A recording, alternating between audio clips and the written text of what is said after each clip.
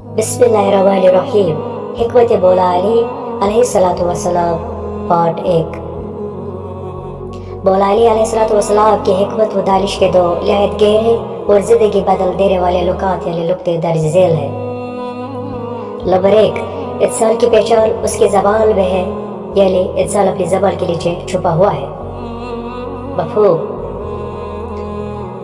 जब तक कोई शख्स खामोश रहता है उसका ऐब और हुनर दोनों छुपे रहते हैं, लेकिन जैसे ही वो गुफ्तगू करता है उसकी अकल, उसकी तरबियत और उसका बातिल खुलकर सामने आ जाता है।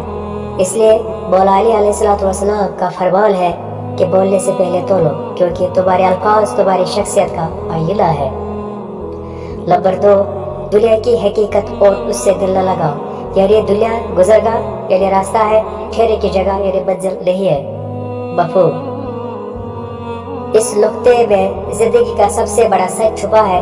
दुनिया एक मुसाफिर खाने की तरह है, जहाँ हमें सिर्फ कुछ वक्त के लिए रुकना है और फिर आगे बढ़ जाना है।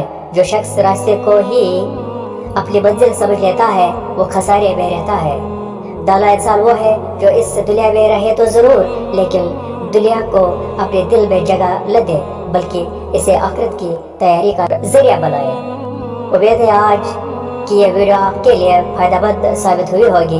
हक और हिकमत की ये बातें दूसरों तक पहुंचाना भी एक सदका जारिया है, इसलिए वीडियो को शेयर लाजमी कीजिए और हमारे पेज को अभी फॉलो कर लें ताकि आपको रोजाना ऐसी ही बेहतरीन वीडियोस मिलती रहे। जज़ाकल्लाह।